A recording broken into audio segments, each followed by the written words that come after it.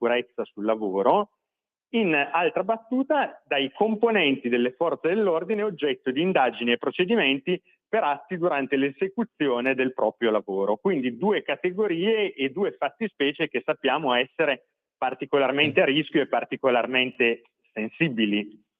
Quando parliamo di sicurezza sul lavoro è importante anche fare una considerazione su quella che può essere la platea su cui può intervenire questa nuova norma che vorremmo riuscire a far approvare. Allora, tieni presente che nei primi 11 mesi del 2024 ci sono state 543.000 denunce di infortunio, 1.000 incidenti mortali. Dei 1.000 incidenti mortali, 731 sono quelli avvenuti fisicamente sul luogo di lavoro e 269 nel tragitto casa-lavoro. Quindi parliamo sostanzialmente di 2.250 denunce ogni 100.000 occupati, dati che oggettivamente ci devono far pensare e ci hanno fatto pensare che questa proposta di legge poteva andare veramente a intervenire, ad essere utile, come era uscito anche da un convegno che è stato fatto alla Camera sugli Stati Generali per la sicurezza sul lavoro. Certo, capisco. Ecco, a maggior ragione quando potremo vedere queste norme in vigore e soprattutto cosa ci possiamo aspettare dalla loro implementazione? Allora, quando le potremo vedere in vigore? Adesso chiaramente è stata presentata, quindi andrà assegnata alle commissioni di merito e credo che probabilmente verrà assegnata a 3 commissioni, quindi lavoro, giustizia, probabilmente anche alla prima commissione, perché va a toccare diversi aspetti sostanzialmente. Cosa ci possiamo aspettare? Ci possiamo aspettare che quando questa norma verrà approvata i lavoratori si sentano più tutelati e la tutela dei lavoratori, come dire, è un grande valore sociale. Ti aggiungo anche una cosa per dovere di completezza. Chiaramente questa è una norma che va a tutelare le persone che sono state danneggiate da situazioni che non rispettavano le prevenzioni o le prescrizioni sulla sicurezza sul lavoro. Ma siamo altrettanto ben consapevoli, come dire, che quando si parla di sicurezza sul lavoro si parla di diversi aspetti, diverse sfaccettature ed è, come dire, un tema abbastanza multidisciplinare. Cioè abbiamo poi le iniziative che riguardano la prevenzione, tra queste ci può essere la formazione sia a livello del lavoratore sia a livello scolastico. Ci sono iniziative che riguardano il controllo, sia visto come dal punto di vista sanzionatorio, sia come collaborazione preventiva. Parlo ad esempio di quelli che sono i cantieri edili, quindi noi non è che ci dimentichiamo di tutti questi aspetti che sono fondamentali, tant'è che a livello, come dire, proprio di prevenzione abbiamo presentato anche alla Camera negli ultimi mesi una proposta di legge a prima firma del collega Caparvi che mira sostanzialmente a dare delle prescrizioni su quello che è il settore dell'edilizia e sul rischio di cadute dall'alto, perché sappiamo che il settore dell'edilizia è un settore molto sensibile e molti incidenti e infortuni che avvengono in questo settore sono legati alle cadute dall'alto. Quindi stiamo cercando di affrontare con diverse proposte di legge questa gravissima problematica in modo completo. Certamente. Allora, onorevole, intanto buon lavoro e avremo modo di tornare su questo tema che io trovo alquanto scottante e sul quale dobbiamo confrontarci. Credo che avremo modo di confrontarci ancora. Grazie al suo tempo. Sempre un piacere, grazie e un saluto a tutti. Grazie. Ciao Andrea. Sigla. Anzi, vai. Dimmi. Qui Parlamento. Lorenzo, dimmi. No, una volta potremo fare un bel approfondimento, ad esempio sul caporalato, capire che cosa si sta facendo e insomma com'è lo stato dell'arte in questo momento, anche nella lotta alla repressione di questo fenomeno, purtroppo che pervade ancora tanta parte del settore dell'agricoltura italiana, per vari motivi, uno dei quali è la concorrenza spietata e il livellamento dei prezzi. Quindi praticamente per fare concorrenza i prodotti che arrivano dall'altra parte del mondo dove non si rispetta nessun tipo di regola, cosa si fa? Si tolgono le regole anche qua. Purtroppo deve essere una cosa che dobbiamo tenere come caposaldo invalicabile. I diritti dei lavoratori non è che ci possiamo adeguare ai posti dove paradossalmente non vengono rispettati i diritti dei lavoratori, quindi non è una cosa per giustificare i produttori agricoli che fanno praticano questa attività, diciamo, criminale, paradossalmente, perché si affidano a questi caporali per la manodopera, però dobbiamo anche metterci la mano sulla coscienza e aiutarli per evitare che cadano in questa situazione. Va bene, detto questo, e non ha nulla a che fare con il caso di Fiumicino, perdonami, Latina. Di Latina, perdonami, di Latina, perché quello è un caso invece in cui vabbè, è quasi qualcosa di sconcertante proprio dal punto di vista umano. Proprio lì ti chiedi a che punto arriva l'essere umano, proprio una cosa che mi ha ancora ci penso, e mentre ne parlavi prima mi lascia sbigottito, ma sono le 18:29, ai 30 ci sarà il gong fantomatico con la pausa e poi inizierete naturalmente a parlare, invece che di agricoltura, di temi molto più elevati, vi sentirete più acculturati. Antonino D'Arma vi sarà così permeabile nella vostra anima, vi porterà l'arte all'interno delle vostre case, quindi io mi eclisso essendo... No, l'arte è alle 19, adesso si parla con Felice Manti di separazione delle carriere, per cui... No, ora comunque è sicuramente un tema più nobile, giuridico, rispetto a noi che ci sporchiamo le mani di terra, abbiamo le squame attaccate alle braccia dei pesci perché siamo lì che abbiamo appena scaricato quelle 200-300 casse di acciughe. Quindi io vi saluto, ci sentiamo il prossimo venerdì sulle frequenze Radio Libertà con Chilometro Zoom. Ciao a tutti! Grazie Lorenzo, ciao, adesso pausa e poi The Blues Brothers per il Mason Team 1980. Stai ascoltando Radio Libertà. la tua voce libera, senza filtri né censura. La tua radio.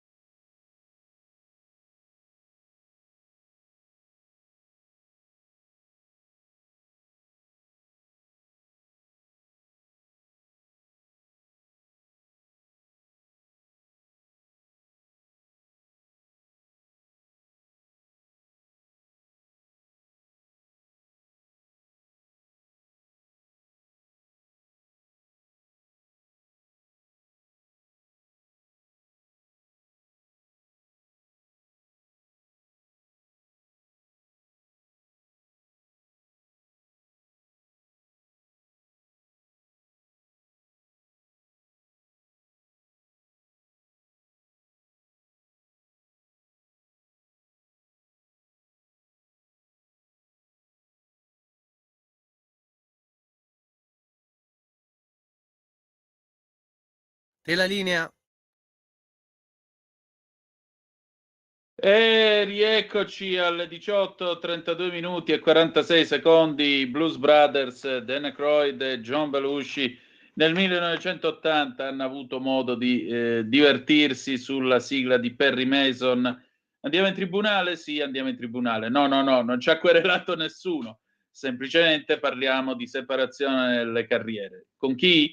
Con Felice Manti, inviato de Il Giornale, che voglio ringraziare ancora una volta per la sua amicizia e per la sua disponibilità a intervenire in trasmissione. Sentite un po' che cosa ci siamo detti. Lorenz, vai pure. Allora, io stasera ho il piacere di ritrovare il nostro amico, se mi posso permettere, oltre che valentissimo inviato del giornale Felice Manti. E Felice, senti, allora, questa separazione delle carriere, il sogno di Giovanni Falcone si è avverato o si è avverato il sogno della P2 e del piano di rinascita nazionale, come qualcuno sostiene?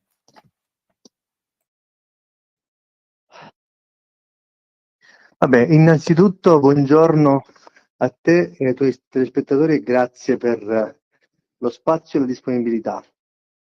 Allora, Grazie a te come sempre. io sto alle parole di Falcone, Giovanni Falcone, che diceva nel lontano 1989: il giudice, secondo questo codice nuovo, deve essere assolutamente indipendente e terzo rispetto alle parti, non può avere niente a che fare, niente a che vedere, non può condividere nulla rispetto a chi gestisce l'accusa. Questo diceva in poche parole. Oggi stanotte ho fatto un pezzo sul giornale che è ancora sul sito. Questo era il senso delle sue parole. Il sogno della P2 era un sogno un po' diverso, era quello di assoggettare, diciamo, la magistratura al potere politico e di qualche modo come succede magari in America, no? Dove i magistrati sono eletti, e quindi in qualche modo di preservare la politica dagli attacchi della magistratura e diciamo regalare alla politica una sorta di impunità. Questo era più o meno il sogno, diciamo, della P2. Quindi ovviamente in questa situazione, giustamente o meno, le corporazioni della magistratura, le toghe, le correnti, la NM, evocano questi spettri per non dover ammettere che alla fine della fiera questa riforma della separazione delle carriere nasce, o meglio, è la risposta a un problema posto già nel 1989, quindi 34-35 anni fa, 36 anni fa, un problema che è rimasto irrisolto e che ha creato dei guasti, e lo abbiamo visto con tutti i processi politici che ci sono stati in questi anni, perché ovviamente ha dato alla magistratura la possibilità di fatto non avere ostacoli rispetto al compimento di un disegno, che è quello che è stato disvelato dall'ex segretario dell'ANM Luca Palamara, che era quello di condizionare l'attività politica attraverso un'azione mirata della magistratura nei confronti di politici nemici della stessa magistratura. Ora, il fatto che oggi in queste ore, no? Sì. Il tenore dei commenti della magistratura rispetto alla riforma siano apocalittici, sgomento, preoccupazione, allarme democratico, riforma sguaiata, bla bla bla bla, dimostra che fondamentalmente la magistratura non ha voluto capire che, diciamo, in qualche modo questa riforma se l'è cercata. Primo, per il comportamento che appunto Palamara ha disvelato nei libri scritti con Alessandro Sallusti, che hanno portato anche a importanti decisioni della stessa magistratura, come per esempio la condanna di Davigo o la condanna di De Pasquale o le bacchettate a Storari e alla, diciamo, loro modalità di gestione politica, no? Sì. Di queste inchieste giudiziarie. Ma soprattutto sembra, diciamo, non aver completamente rimosso le responsabilità delle correnti nella gestione del potere della magistratura, che poi è il vero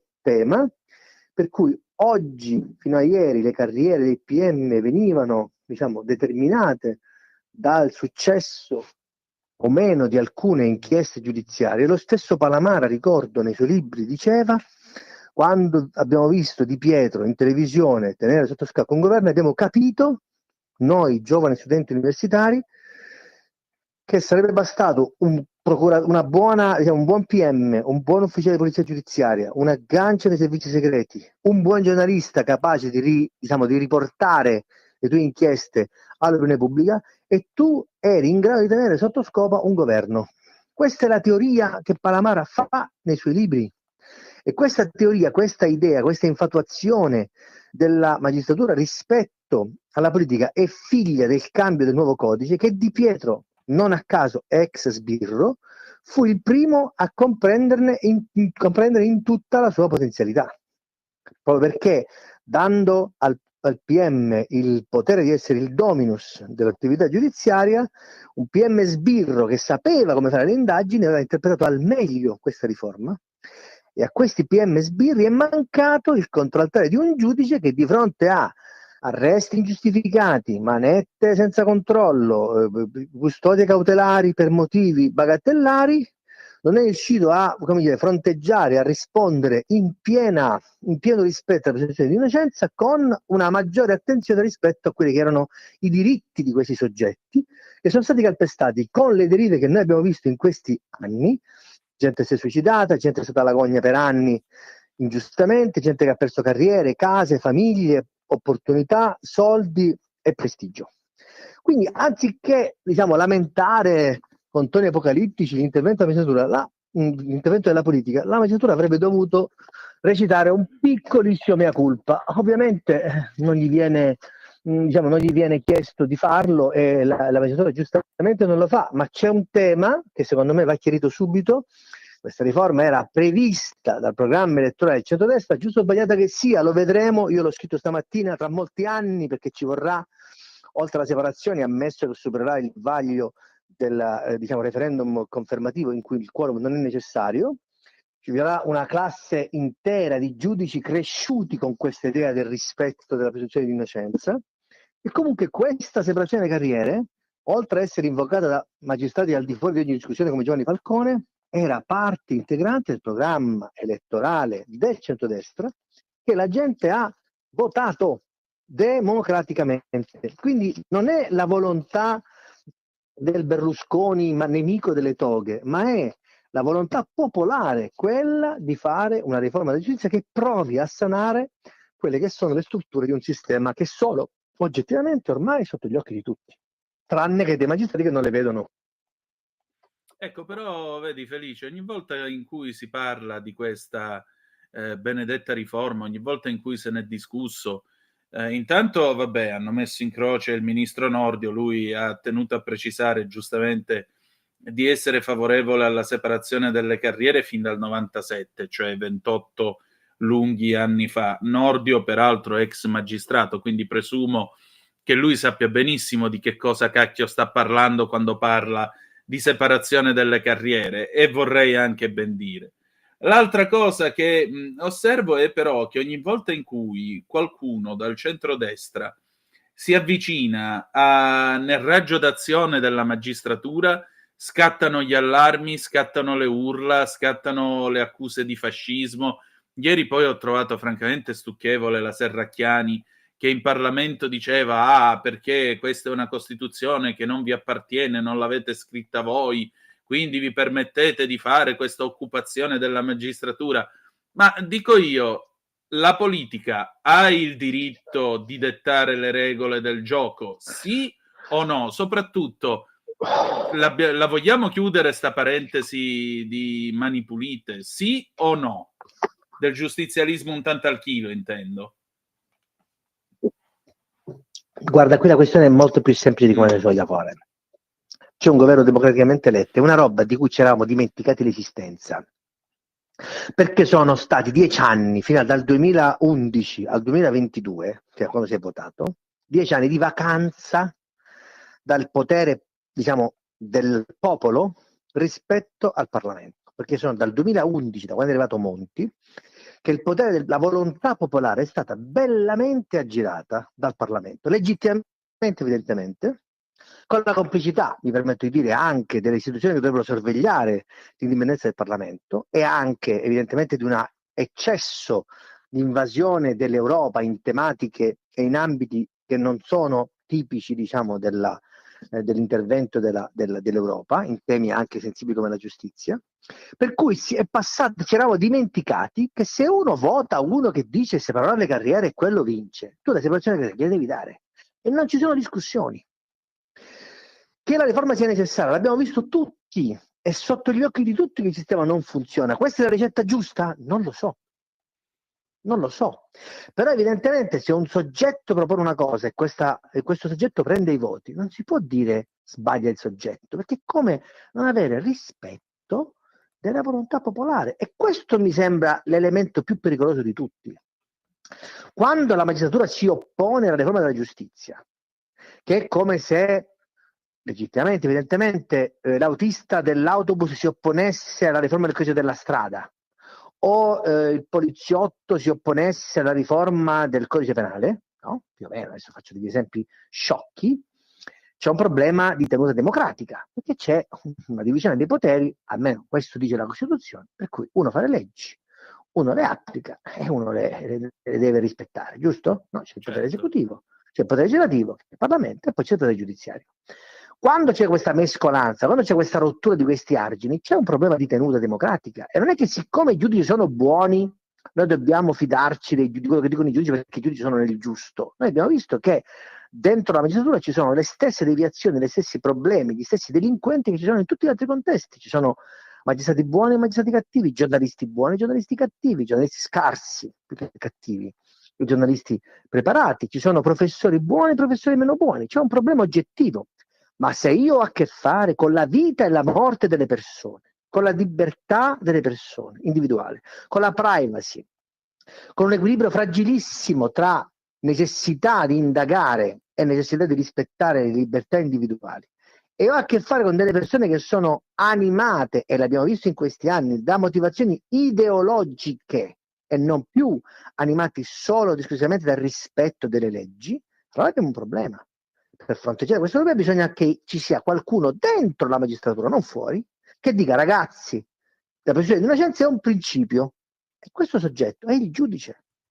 Nessuno contesta ai PM la volontà di fare le indagini e di indagare chi vogliono sulla base di reati che ritengono essere stati commessi, ma ci vuole un giudice che dice no, questa cosa sì, questa cosa no. Lo vediamo per esempio con i GIP, no? I GIP sono diventati notai delle procure. Tutte le poche volte, per fortuna o purtroppo, che un GIP si discosta da quella che è l'impostazione del PM, apriti cielo, il GIP nega gli arresti, la procura fa ricorso. Perché se esiste una separazione dei poteri, esiste perché c'è un soggetto terzo che giudica il tuo lavoro. Non è che se tu dici questo processo è sbagliato, sta dicendo che sei un coglione. No, lo sta dicendo, sta semplicemente dicendo non ci sono tutti gli elementi, tutti i presupposti per dire che questo processo si deve fare. La riforma Cartabia, tanto discussa e tanto criticata, stabilisce un principio molto semplice: la ragionevole condanna dell'imputato per fare un processo. Se non c'è questa ragionevole possibilità, il processo non si fa. Ed è inutile dire oggi che la terzietà è garantita dal fatto che il 55% dei processi si risolvono con l'assoluzione. Perché il 55% dei processi che si risolvono con l'assoluzione vuol dire che ci sono un imputato su due che alla sbarra da innocente. Alla sbarra non ci deve manco arrivare se è innocente. Non ci deve arrivare. E questo è un principio di civiltà giuridica.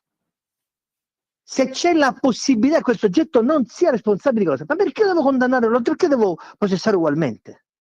Se io sono sicuro che ho le prove granitiche che questo soggetto è effettivamente responsabile di quell'elemento, è chiaro che lo devo processare. Ma io non posso fare processi sulle intenzioni o sui se o sui ma, perché il penale, il codice penale, è un codice molto severo. Il reato è qualcosa di tangibile, di oggettivo, non può essere fumoso come per esempio l'abuso d'ufficio che è stato abolito. Quanti politici sono stati rovinati dall'abuso d'ufficio? Tantissimi. Perché? Perché si è considerato il fatto di dare, per esempio, rinnovare una gara per la mensa di una scuola elementare a un soggetto a gara scaduta per non lasciare i bambini morti di fame, è stato considerato un abuso d'ufficio. Ma è un abuso d'ufficio dare da mangiare dei bambini? O è una scelta libera e legittima della politica? Questo è il tema. Noi ci dobbiamo interrogare su cosa vuol dire finire sotto processo. E quando alcuni magistrati finiscono nella gogna, qualcuno comincia a dire: cavolo, pesante, ma dai, brutto, ma dai. Io ho scoperto che il Fatto Quotidiano è diventato garantista quando c'è stato di giustificare o di documentare la condanna di Davigo per la rivelazione di segreto che ha fatto per il caso Amara, no? Sì. Improvvisamente il fatto ha scoperto che, diciamo, Davigo, dai, però i suoi diritti, la condanna, insomma, ha fatto un po', come dire, giustamente le pulci alla condanna di Davigo, dicendo, no, ma in realtà Davigo non è stato condannato perché il comportamento che ha fatto era legittimo per questo motivo. Insomma, quindi abbiamo scoperto, grazie al fatto e grazie a Davigo, che le sentenze si possono commentare, ci si può ragionare, ci si può fare un discorso. Quindi, come si dice, no? C'è la solito discorso, per i nemici le sentenze si applicano e basta. Per gli amici si possono discutere. E questo è forse il punto di caduta peggiore di questo giornalismo forcaiolo che in questi anni ha, diciamo, determinato la vita e la morte di alcuni politici, nel bene e nel male, e le carriere di alcuni giornalisti particolarmente bravi, con la pena particolarmente feroci nei giudizi anticipati, no? Vuol dire che c'è un problema. Perché se io porto alla sbarra un politico che poi è innocente e quel politico perde la guida della regione Liguria, tanto per dirne una, poi l'assessore che trovo che abbia scelto una via diversa che è quella del patteggiamento, che non è una missione di colpa, ma è Appunto. inevitabilmente una strategia difensiva per evitare di prolungare il più possibile la propria agonia, diciamo, no, giudiziaria, e provare a mettersi alle spalle un periodo. Poi è chiaro che qualche errore è stato commesso, evidentemente c'è qualcosa che Totti dovrà farsi perdonare, perché diversamente io non mi sarei spiegato un atteggiamento diverso. Ma detto questo, poi c'è tutto il tema dei finanziamenti della politica, che è tutto un tema ancora tutto da esplorare, vedi il caso Open, no? Renzi è stato della graticola perché dicevano che aveva gestito i soldi della politica in maniera disinvolta. Insomma, anche lì purtroppo l'accusa di una magistratura politicizzata non è campata in aria, perché se così fosse uno dovrebbe dire vabbè, non ci sta.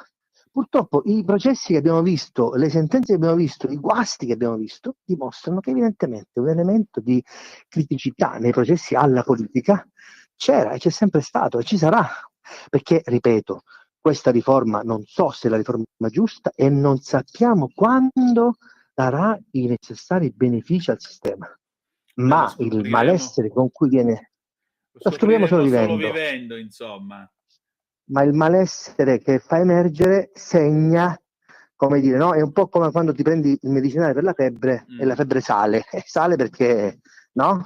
Il corpo sta reagendo positivamente, no? E la malattia, giustamente, il virus non vuole cedere, no? Facilmente alla medicina e quindi combatte. La cosa che mi ha sorpreso sinceramente è stata anche l'atteggiamento di una parte della magistratura teoricamente moderata con magistratura indipendente, che per anni ha lavorato con Nordio dentro il ministero, che anche oggi, diciamo, si lamenta del fatto che la riforma sia un po', diciamo, ipocrita, sia un po' sbalestrata, eccetera, eccetera. Mi sarei aspettato dalla magistratura moderata di questo paese un atteggiamento meno conservatore e meno, diciamo, barricadero, proprio perché la stessa MI è stata scelta ed è maggioranza dentro le toghe, dentro il Parlamentino che è il CSM, proprio perché aveva scelto un profilo istituzionale, di difesa istituzionale delle prerogative e dell'indipendenza della magistratura. Queste prerogative non si difendono con questi toni apocalittici, si difendono con un confronto in Parlamento, a maggior ragione se il soggetto che sta facendo questa riforma, che è Nordio, è un soggetto con cui tu in passato hai avuto delle interlocuzioni, perché il capo di MD stamattina si lamentava sulle pubbliche della riforma, lui è stato uno dei più stretti collaboratori di Nordio, quindi i margini per fare una trattativa ci sono stati evidentemente. Poi è chiaro che la politica deve decidere, e questo forse è il tema che a alcuni non va giù. La politica decide. La politica deve decidere. Ti faccio questa riflessione, no? Il premierato, no? Che tanto viene ostacolato. Chi è che ha particolarmente in odio il premierato? C'era tutto quel deep state che con una politica debole fa e disfa.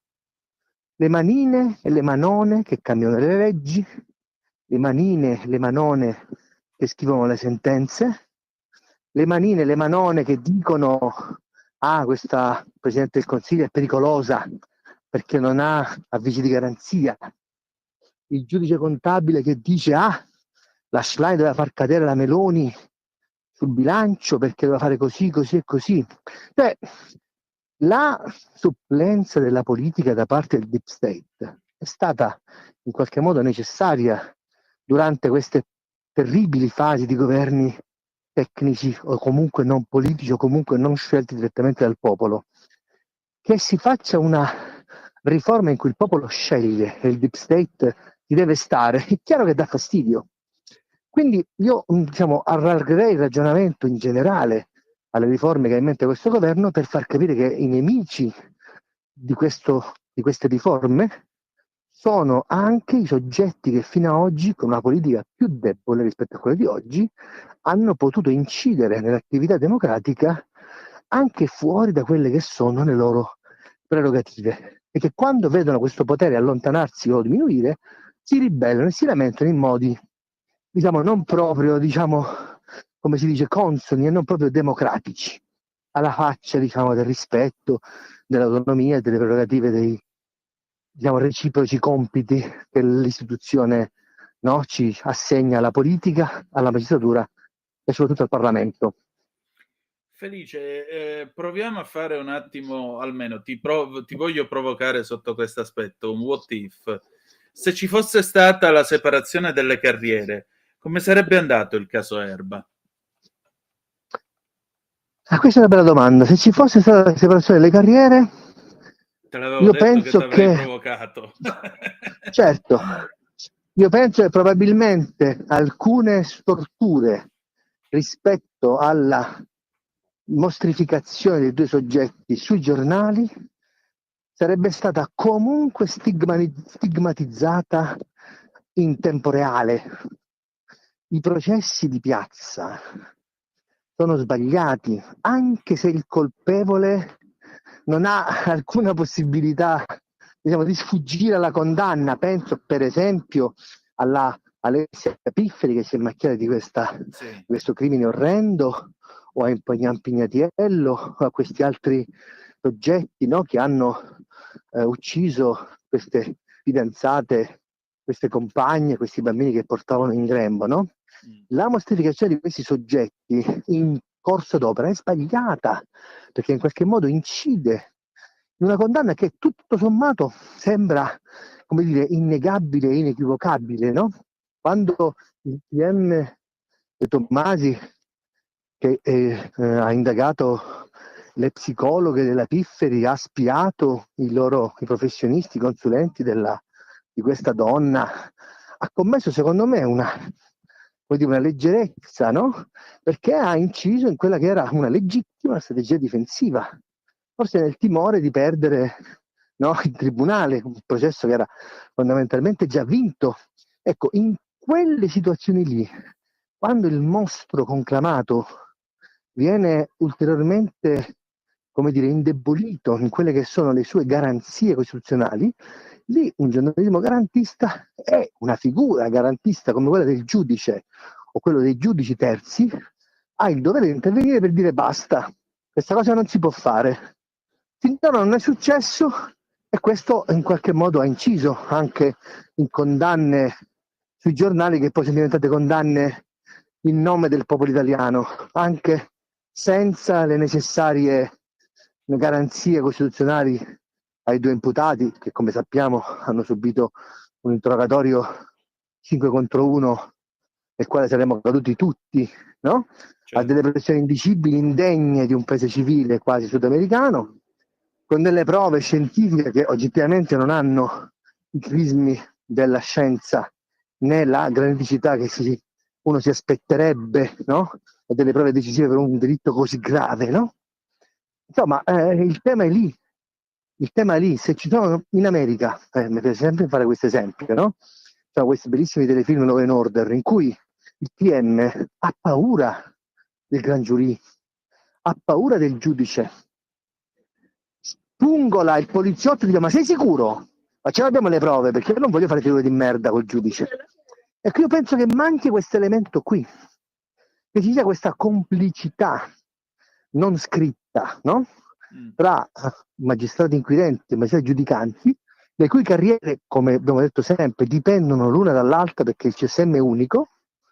Ecco, che questa liaison dangerosa tra queste due figure del processo sia un po', come dire, nemica della bontà e della completezza e della pienezza delle sentenze espresse. In tutto questo non dimentichiamoci che c'è una terza parte, che è l'avvocatura, che è del tutto marginale purtroppo oggi nel processo per come è stato impostato, no? Proprio perché l'impostazione accusatoria del vecchio codice, che sembrava dover essere smontata, è rimasta ugualmente efficace, ugualmente pervicace nella rappresentazione del bene e del male. Ricordo che solo un paio di anni fa la Cartabia ha vietato le conferenze stampa show in cui si diceva questo ha fatto questo, questo ha fatto quello, questo ha fatto quello, che di fatto erano una sorta di condanna anticipata. Poi i processi andavano come andavano, e quando la sentenza di condanna non è arrivata si è detto chissà cosa è successo, chissà quale corruzione c'è dietro, chissà cosa ha fatto l'imputato potente X per ottenere, no, le garanzie, quando in realtà probabilmente le prove sbandierate sui giornali non reggevano in aula. Quante volte è successo che delle prove sono buone per vendere i giornali, ma non per condannare le persone? Appunto, siamo Quante sempre volte è lì, i successo? processi li facciamo alla Procura della Repubblica nella realtà, non a quella presso il Tribunale di Facebook. E siamo sempre lì, però ragazzi, in ballo c'è la libertà individuale, c'è il diritto alla riservatezza, c'è la presunzione di innocenza. Sono principi che sono, se non più importanti, secondo me, quantomeno concorrenti rispetto alla presunzione di colpevolezza, che non esiste, o quantomeno al legittimo, alla legittima.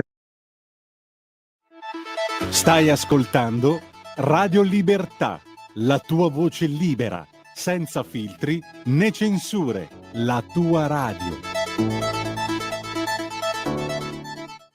Necessità investigativa di scoprire se quel comportamento è stato fatto in violazione di alcune leggi o nella commissione di alcuni reati.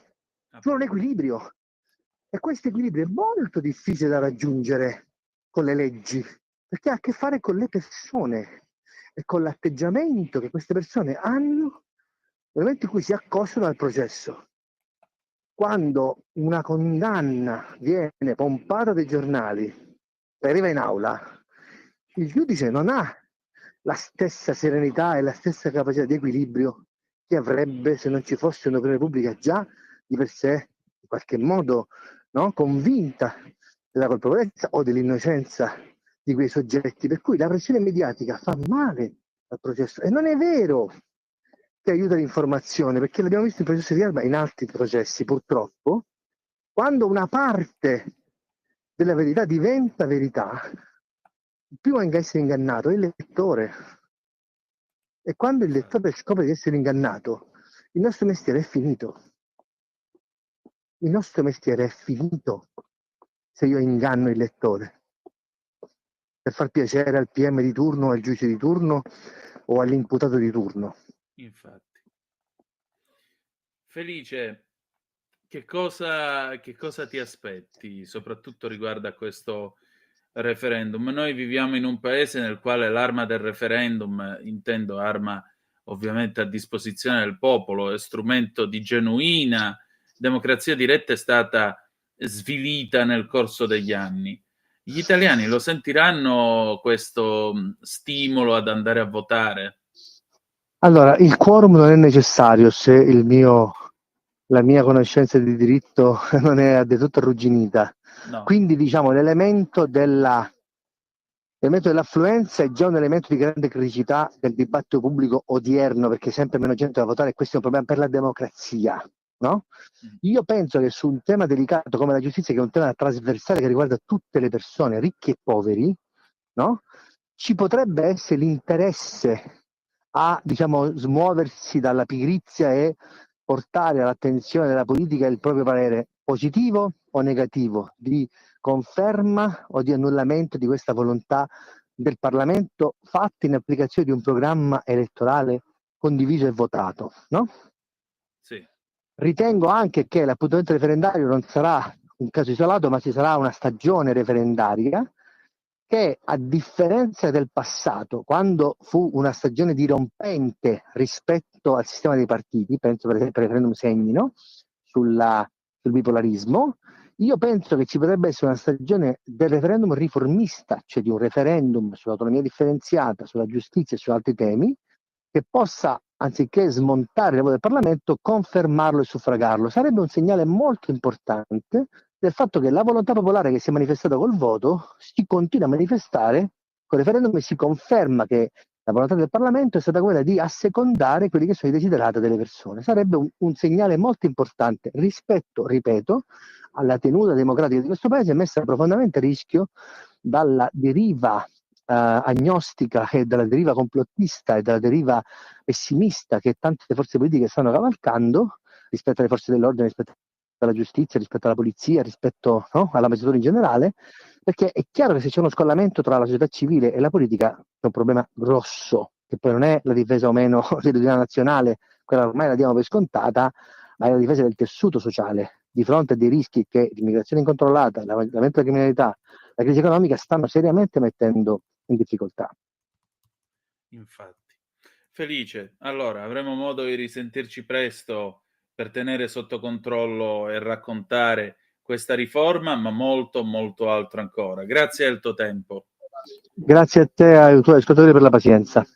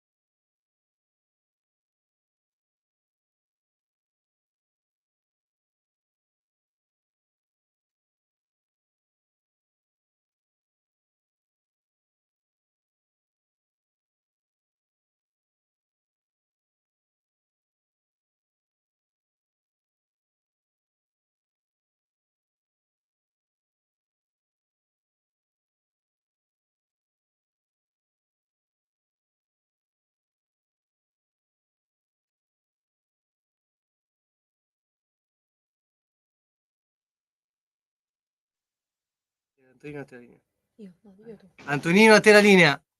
Grazie Lorenz, le 19, 7 minuti e 12 secondi sulle magiche onde di Radio Libertà. Antonino Danna al microfono con voi. Avete ascoltato le parole di Felice Manti a proposito della questione inerente appunto alla separazione delle carriere, ma adesso è il grande momento dell'arte con Ale Musella, che voglio salutare e ringraziare dopo aver ascoltato Tommaso Zanello in arte Arpiotta con la grande onda del 2002. Maestro, buonasera.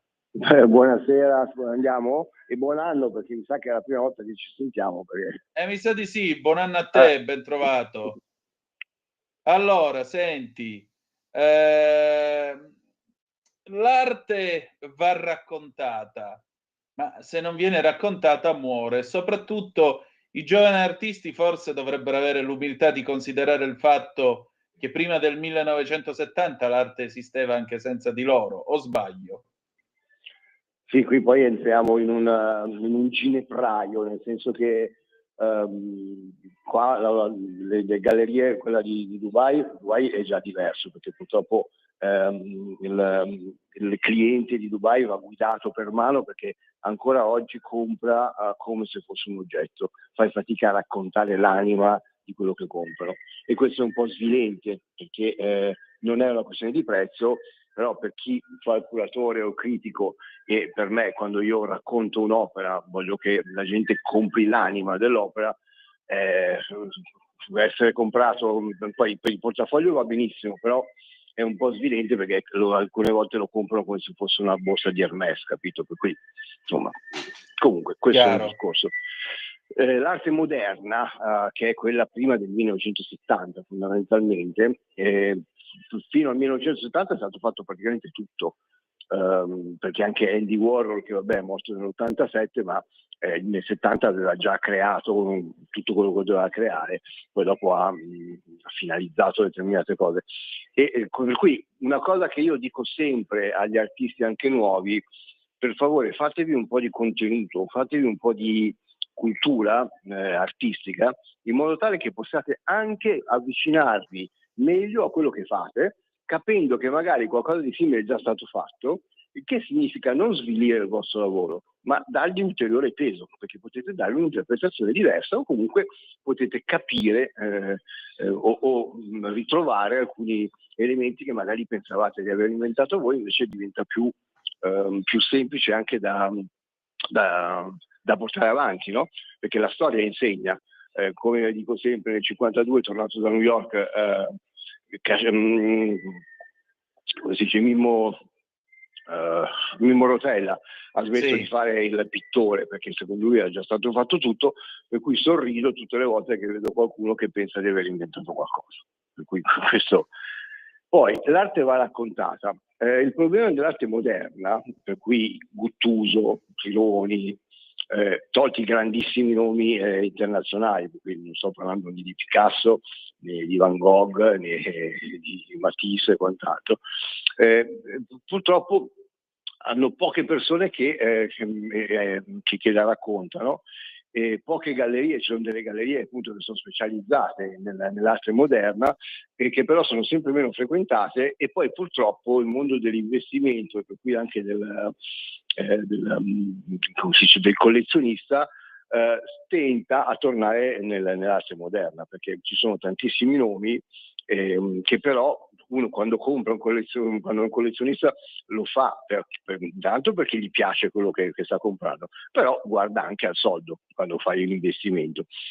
E come spesso abbiamo detto, se andiamo a vedere Guttuso, quello che lo cito sempre, purtroppo 20 anni fa aveva un valore, e adesso invece è veramente declassato dal punto di vista economico, mentre invece rimane un grandissimo per quanto riguarda la storia dell'arte del Novecento.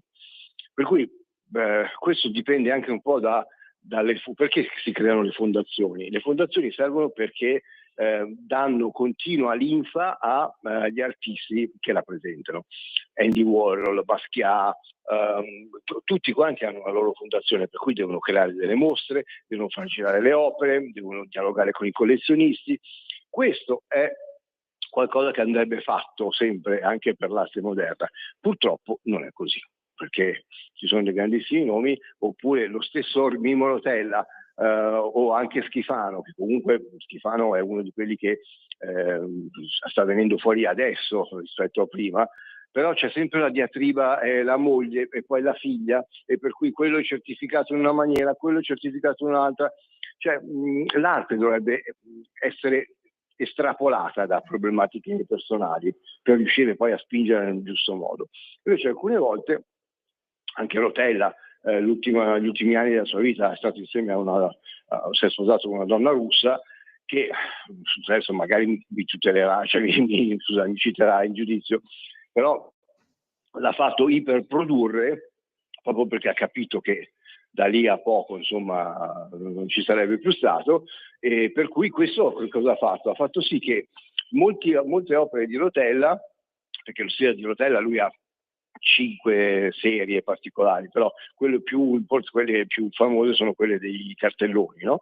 Cartelloni che lui ha preso nel corso degli anni e per cui rimangono sempre cartelloni che lui ha preso negli anni 60, negli anni 50, ne ha presi talmente tanti e poi dopo piano piano ha iniziato appunto la sua produzione.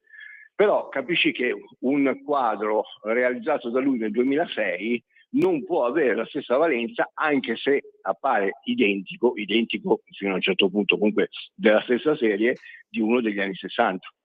Perché? Certo. Perché l'arte ha un suo valore nel momento in cui è contestualizzata quando è fatta. Perché adesso io vedo un sacco di giovani che fanno che assomigliano a Rotella, che assomigliano a Warhol, che assomigliano a Basquiat, assomigliano, però la differenza tra la qualità di un prodotto, perché magari sono anche più bravi tecnicamente, però l'idea l'ha avuta qualcuno 60 anni fa, è quella che paga, capito? Per cui non stiamo parlando di tecnica. Certo, questa è la cosa più essenziale. E senti, ma per quale motivo secondo te c'è questa presunzione, diciamo così, dei giovani artisti nei confronti del passato? Allora, a me piacerebbe, noi in galleria facciamo dei cataloghi che sono dei libri, perché volutamente, perché mentre il catalogo normale uno lo può prendere o poi se lo dimentica nel cassetto, i libri normalmente sono quelli che hai piacere anche di guardare, perché l'arte va guardata, e poi leggere. Poi cerchiamo di non mettere troppi testi pesanti piuttosto che... ecco, mi piacerebbe, ed è una cosa di cui sto parlando con la titolare della galleria, mi piacerebbe creare anche una libreria interna alla galleria, perché è fondamentale. Io vorrei vedere un sacco di giovani che arrivano qui, io gli offro volentieri il caffè, il tè, anche l'aperitivo, però si siedono come se fosse una biblioteca in mezzo all'arte e possono sfogliare e leggere i cataloghi. Questa è la prima cosa che io suggerisco sempre ai nuovi artisti, no? Perché comunque puoi sempre prendere spunto. Invece spesso e volentieri loro si trincerano dietro a tanto c'è internet, e però l'attenzione che tu metti nel leggere un libro, nello sfogliare, non è la stessa che metti quando hai un monitor davanti. Perché comunque sia anche soltanto la carta, anche il fatto di concentrarti, di leggere, è qualcosa che mi piacerebbe che tornasse, capito? Viva la tecnologia, però secondo me in alcuni casi sarebbe bene ripartire da zero. Soprattutto quando Totò diceva, c'è gente che dice che è nato imparato, no? Cioè per cui sì. I giovani oggi purtroppo pensano che schiacciando un click possono avere tutto. Poi adesso se ci metti la tecnologia, per cui l'intelligenza artificiale, il Photoshop, le stampanti 3D e quant'altro, diventa veramente difficile anche far capire perché devono andare all'accademia, capito? Perché? Perché comunque sia, nel momento in cui io qua in galleria ho soltanto artisti che quantomeno lavorano come scultori, che lavorano a cera persa, il che significa, come ho sempre detto, che comunque la scultura la fanno loro, capito? In cera, e poi dopo viene prodotta in bronzo. Per cui anche entrare in una fonderia, andare a respirare, a guardare, a vedere determinate cose che comunque lasciano veramente esterrefatto me, perché comunque tutte le volte quando ho la possibilità vado, mi innamoro ogni volta di tutto quello che vedo, perché sono curioso, e poi io non sono un artista. Per cui manca questo. Sai quanti scultori o presunti tali non sono mai andati in una fonderia? Non hanno mai visto che cosa vuol dire il bronzo fuso, non hanno mai visto il calore, non hanno mai visto il rischio, perché costa tanto, perché comunque è ancora tutto lavorato come veniva lavorato una volta, per cui anche i rischi ci sono, no? Per cui questo è importante anche per far capire perché costa una cosa. Come quando io mi ricordo, io ho fatto l'architetto per tanto tempo in Arabia Saudita, io ho iniziato a far capire agli arabi il valore della marmetta, perché comunque uno dice vabbè, un pezzo di marmo lo vedo tagliato, mi arriva qua, quando li ho portati in cava, quando hanno visto che c'erano ancora gli uomini in ragno, quando erano ancora attaccati alla parete, quando vedevano il blocco che cadeva su tutti i ciottoli perché sennò si spaccava, quando hanno visto quanto era difficile salire coi camion e per cui che la mortalità era molto alta anche se eravamo nel 1990-95. quello ha dato il peso a quello che poi dopo vedevo come prodotto finale.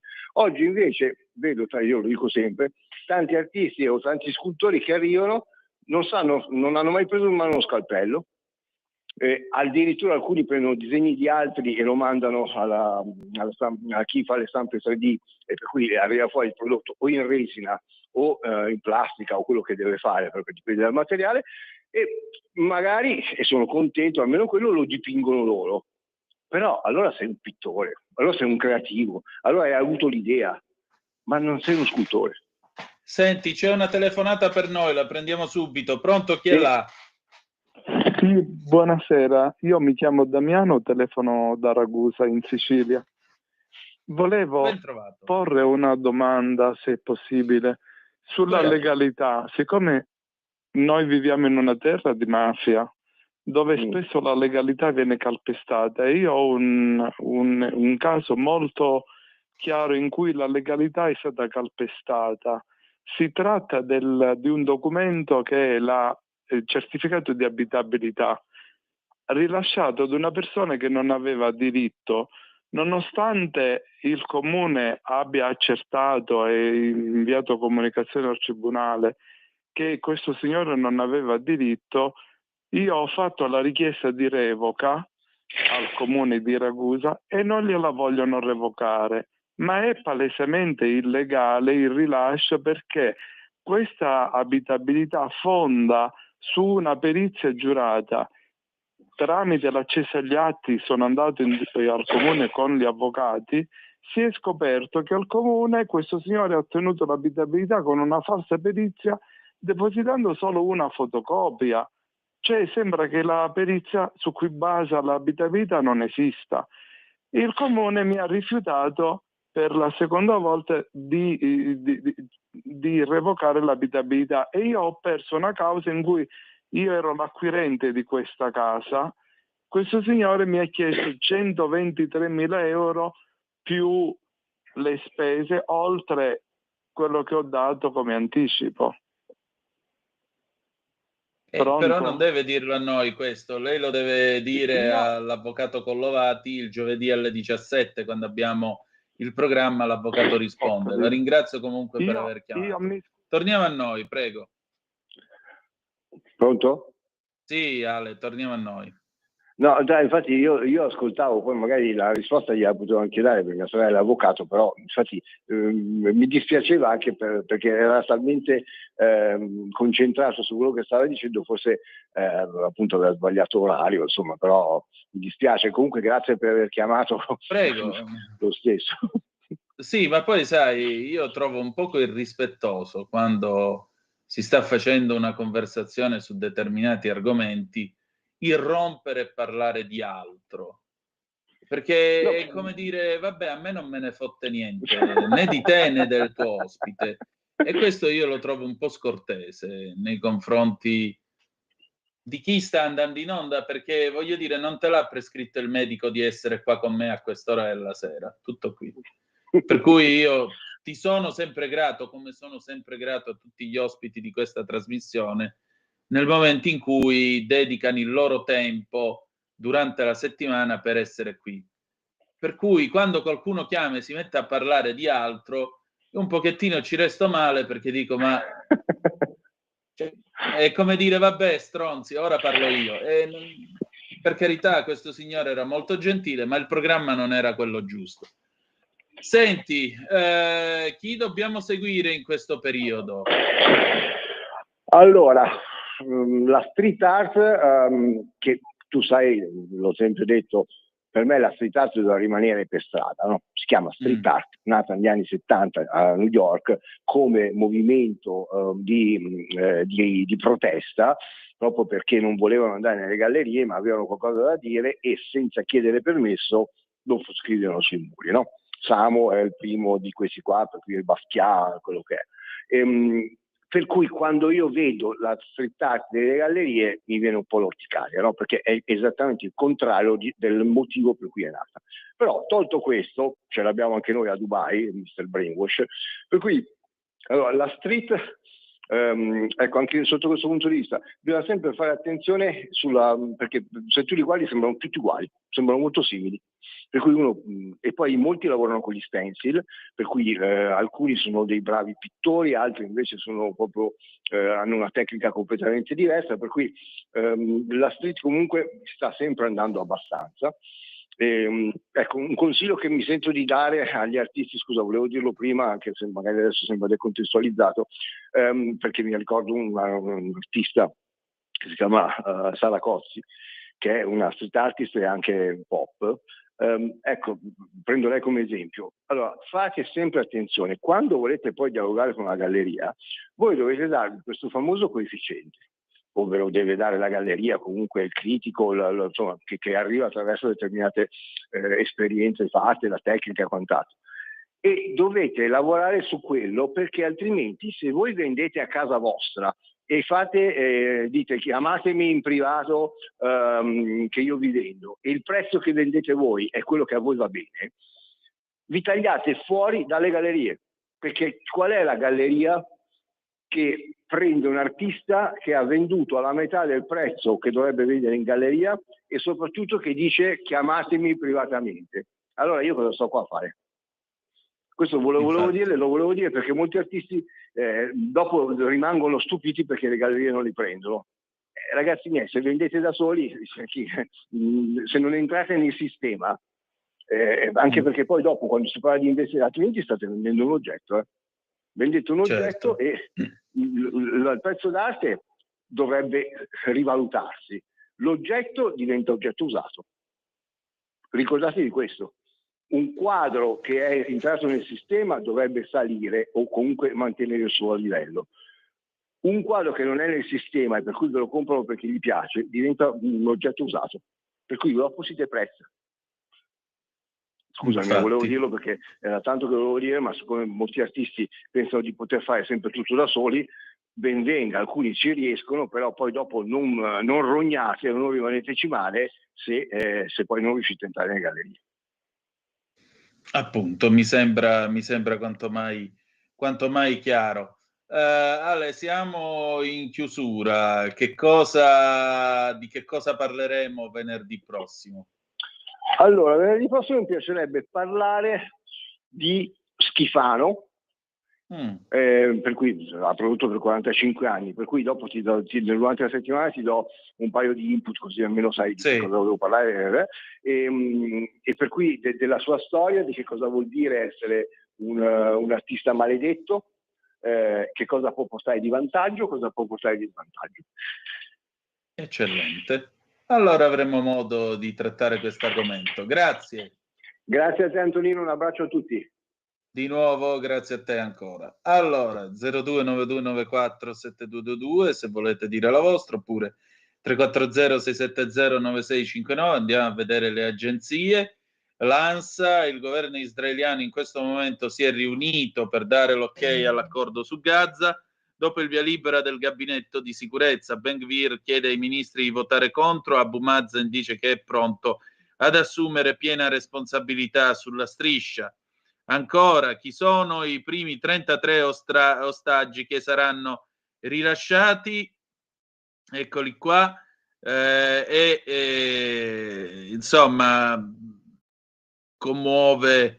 Allora, le prime tre donne sono Romy Gonen, Emily Tehila Damari, Arbel Yehud, 3 giovani donne di neanche 30 anni, piene di vita nei post social a Gaza da 469 giorni. L'attesa più atroce naturalmente è per i 2 bambini ancora prigionieri, Kfir Bibas, che domani compie 2 anni, la maggior parte della sua piccola vita trascorsa da sequestrato, e Ariel Bibas, il fratellino rapito a 4 anni insieme con la madre Shiri. Se sono ancora vivi, saranno liberati nella prima fase dell'accordo che dura 42 giorni. Nel frattempo le famiglie sperano e pregano ed è naturalmente nel cuore di tutti la speranza che possano tornare sani e salvi a casa. Caso Visibilia, Santanchè processa a Milano per falso in bilancio, Schlein, Meloni ora pretende le dimissioni. Andiamo a dare anche un'occhiatina alla BBC, già che ci siamo, sono le 19:28 in questo momento. Vediamo che cosa arriva dall'Inghilterra a quest'ora della sera. Che freddo, ragazzi, veramente. A proposito, domani, se avete voglia, alle 9:35 c'è anche Alex Cereda, ci sarà il garage dell'Alfista che sarà presente, anche perché parleremo dell'officina Balduzzi di Lodi, l'immenso Santino Balduzzi, che è stato un grande, come potremmo dire, un grande mago dei motori Alfa Romeo. Quindi avremo modo di parlare di queste cose. Va bene, niente, la BBC apre con la storia appunto di TikTok, ma noi adesso direi che ce ne possiamo andare tranquillamente in pausa e poi ci ascoltiamo un pezzo del 1997, Frankie High Energy, quelli che ben pensano. A tra poco.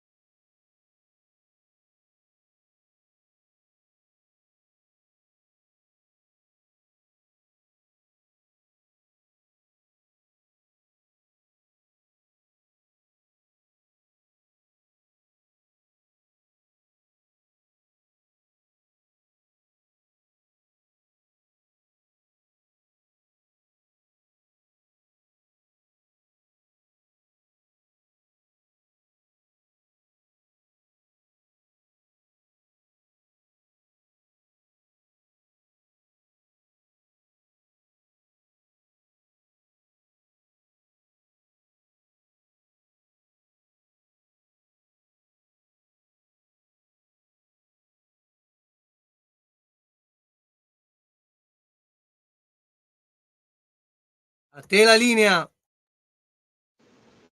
Benissimo, avete ascoltato Quelli che ben pensano di Frankie High Energy del 1997, le 19:33 minuti e 25 secondi sulle magiche onde di Radio Libertà. Antonino Danna al microfono con voi, ma adesso, se siete pronti, è il momento di Diritto e Rovescio con Pierluigi Magnaschi.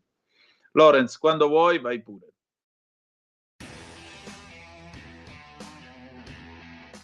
John Elkann ha vuotato il sacco contro la madre Margherita Agnelli, la figlia di Gianni. In una lunga intervista al settimanale francese Le Point, John dice che la madre Margherita, convertitasi all'ortodossia dopo il secondo matrimonio con il russo Serge de Falen, chiamava i suoi primi 3 figli come i 3 piccoli ebrei, ai quali ha cercato non solo di imporre la nuova religione, ma anche il russo, lingua che loro non conoscevano. Mia madre, dice John Elkann, è una persona di natura violenta, piena di rancore. Con lei il dialogo era assolutamente impossibile. Ma Margherita non ci sta e replica dicendo: i miei figli per me sono tutti uguali. Sono stupita che di questi supposti abusi si parli solo 40 anni dopo e, guarda caso, solo in occasione della divisione dell'eredità dei miei genitori.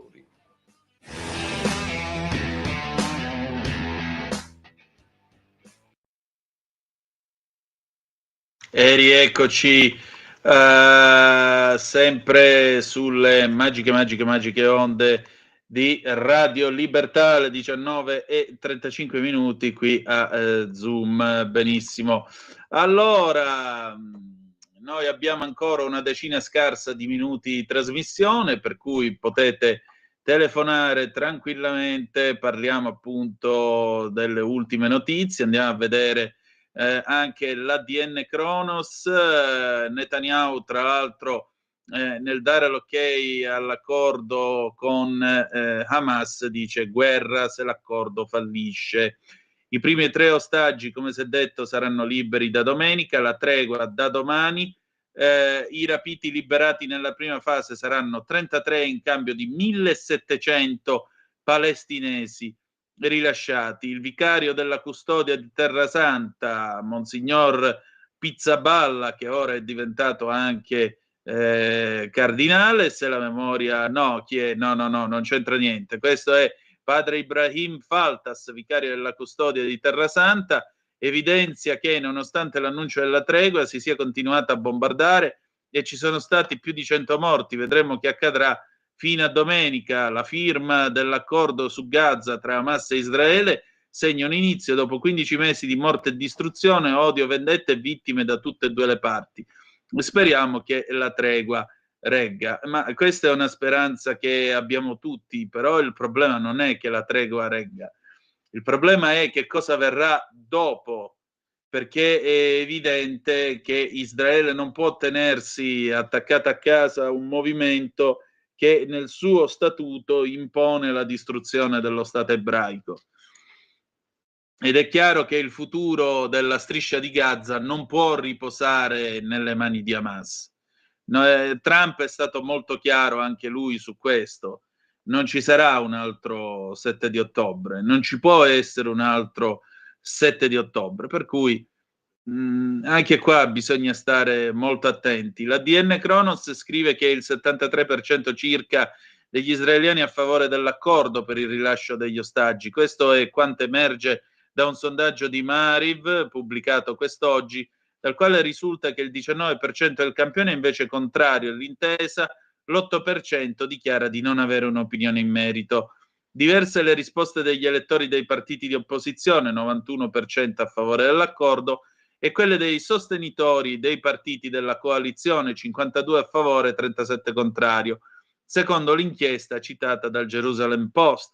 Dallo stesso sondaggio emerge che il 45% del campione ritiene che il governo stia solo parzialmente raggiungendo gli obiettivi dell'offensiva bellica, il 36% crede che non ci stia riuscendo affatto, solo l'8% ha detto di considerare pienamente raggiunti gli obiettivi prefissati. Netanyahu, tra l'altro, scrive ancora la DN Kronos, sta affrontando da tempo pressioni internazionali per porre fine alla guerra a Gaza. L'imminente ritorno al potere del presidente eletto degli Stati Uniti, Donald Trump, non ha fatto che aumentare l'urgenza per il premier di concludere finalmente l'accordo. Infine, sempre la DN Kronos, le richieste del ministro delle finanze israeliano Bezalel Smotrich al primo ministro Netanyahu che Israele, cioè, continui la guerra contro Hamas a Gaza una volta conclusa la prima fase dell'accordo e abbia il controllo sulla distribuzione degli aiuti umanitari. Beh, queste richieste sono state accettate, riportano in tanti media israeliani, aggiungendo che Smotrich e il suo partito, il sionismo religioso, voteranno contro l'accordo, ma rimarranno al governo. Sionismo religioso, vi ricordo che è un partito di estrema destra che ieri, come informava la BBC, aveva ampiamente minacciato di uscire dal governo, ma ci ha ripensato evidentemente. Andiamo a dare un'occhiata appunto alla notizia sul caso Visibilia. La ministra Santanchè, sempre la DN Kronos, a processo per falso in bilancio. La CUP di Milano Magelli ha dato ragione alla tesi della Procura Meneghina. Prima udienza il 20 marzo, Forza Italia, fiducia in lei, la Lega colpevoli dopo 3 gradi di giudizio. La ministra del Turismo Daniela Santanchè, scrive la DN Kronos, va a processo per falso in bilancio nella vicenda che riguarda i conti di Visibilia Editore, gruppo da lei fondato e da cui ha dismesso le cariche nel 2022 e di recente anche le quote. Lo stabilito la CUP di Milano Anna Magelli, che al termine di una breve camera di consiglio ha dato ragione alla tesi della Procura Meneghina. A processo finiscono in tutto 16 persone, tra loro anche il compagno Dimitri Kunz, la sorella Fiorella Garnero e la nipote Silvia Garnero, l'ex compagno della ministra Canio Giovanni Mazzaro, che hanno avuto ruoli all'interno della SPA, più una società Visibilia SRL in liquidazione. La giudice ha accettato il patteggiamento di Federico Celoria, ex consigliere d'amministrazione, e delle altre 2 società indagate, Visibilia Editore ed Editrice, che avevano proposto una sanzione amministrativa. Celoria, ex consigliere d'amministrazione, ha patteggiato 2 anni con la sospensione condizionale della pena, mentre la società Visibilia Editore SPA ha patteggiato 63.300 euro di sanzione e 15.000 euro di confisca come risarcimento. La Visibilia Editrice SRL 30.000 di sanzione e 10.000 di confisca. La prima udienza del processo, scrive ancora la DN Kronos, è in calendario per il prossimo 20 marzo, davanti alla seconda sezione del Tribunale di Milano. Tra l'altro, l'avvocato di Daniela Santanchè, Nicolò Pelanda, dice una decisione che ci aspettavamo, ma che lascia l'amaro in bocca. Mentre le opposizioni chiedono le sue dimissioni, le dimissioni della Santanchè, la maggioranza fa quadrato. Siamo garantisti da sempre, non da oggi. Si è innocenti fino alla condanna definitiva. Vale per un privato cittadino come per un ministro. Ribadiamo la fiducia di Forza Italia e Daniela Santanchè. Così una nota di Forza Italia. Si è colpevoli dopo 3 gradi di giudizio, non prima. Ribadiamo la fiducia al ministro Santanchè. Scrive invece in una nota la Lega. Qual è il contendere, scrive ancora l'ADN, c'è per la procura il presunto disegno criminoso di chi, rivestendo allora ruoli apicali, avrebbe omesso ogni attività di accertamento sul bilancio della SPA Visibilia Editore, quotata sul mercato gestito da Borsa Italiana, col fine di conseguire per sé o altri un ingiusto profitto e l'effetto finale di indurre in errore gli investitori e mettere a rischio la continuità della SPA. Le indagini del nucleo di polizia economico-finanziaria della Guardia di Finanza di Milano, coordinate dalla Procura di Milano e nate su input di alcuni soci di minoranza, tra cui il finanziere Giuseppe Zeno, parte civile insieme ad altri 2 piccoli azionisti, riguardano i bilanci tra il 2016 e il 2022, che a dire dell'accusa sarebbero stati truccati. Tra le contestazioni chiave c'è quella relativa all'iscrizione nell'attivo dello Stato patrimoniale nei bilanci della SPA Visibilia Editore dal 2016 al 2020 dell'avviamento, cioè il valore intrinseco della società, per cifre che vanno dagli oltre 3,8 milioni di euro a circa 3,2 milioni, senza procedere all'integrale svalutazione già nel dicembre 2016. La decisione della giudice di Milano, che rischia di avere ripercussioni politiche, è solo la prima.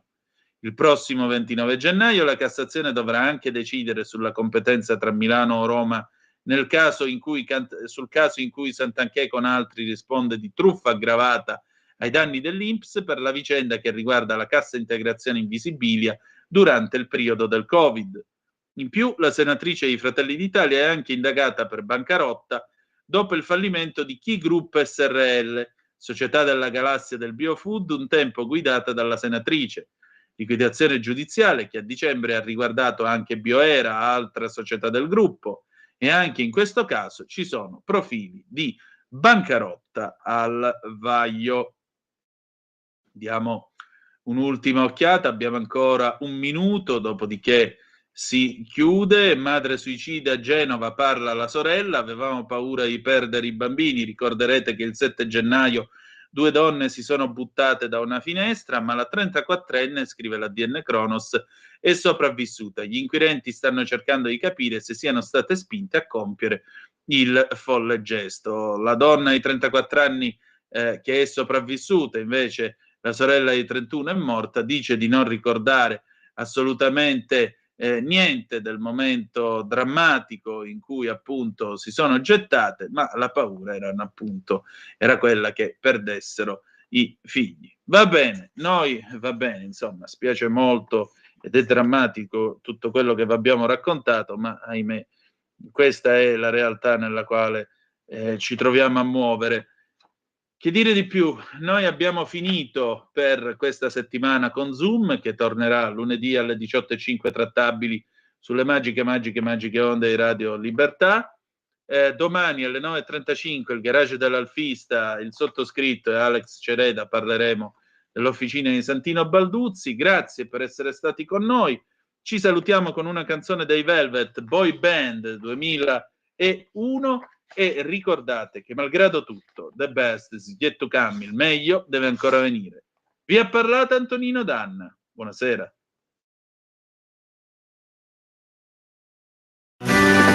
Avete ascoltato Chilometro Zero.